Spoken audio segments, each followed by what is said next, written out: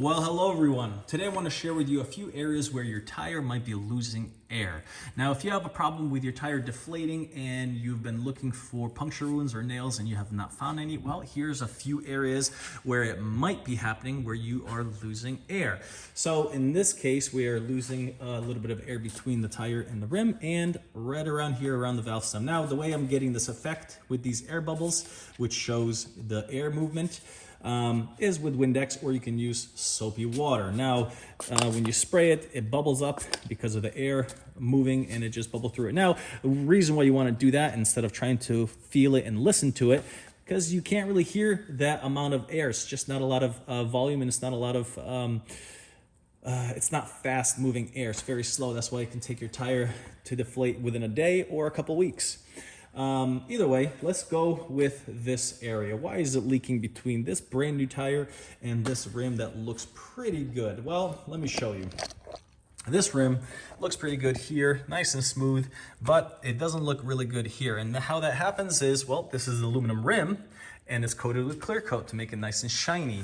And when the clear coat starts coming off and failing, the rim starts corroding and it creates not a smooth surface where your tire is seated on your rim. Your tire wants to be pushed against something nice and smooth and solid.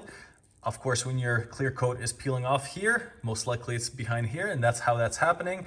There's a barrier now. Tire is seated against clear coat, or it could be chrome.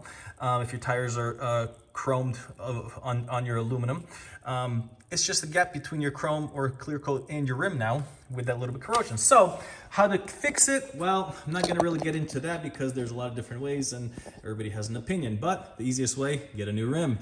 Or if you are gonna kind of fix it, quick way of doing it, just remove the rim, sand everything down, re-clear coat it, or put, dip it in whatever you want. If it's chrome, re-chrome it, but it gets pretty expensive, easier to get a new rim. Now, a second area where your tire can be leaking is right here in the valve stem. Now, as I showed, you spray that here and it's bubbling. Now, how this happens? Well, here's a valve stem for you. This is a very cheap little valve stem. I bought this, it came with the kit to install these valve stems. That's a whole nother story if you needed to replace that, but you'd have to remove the tire, pop it in, and use this tool to screw it on and pull it out. But it came with the kit. I was really looking for this, and I bought a bunch of them just because I love having these around.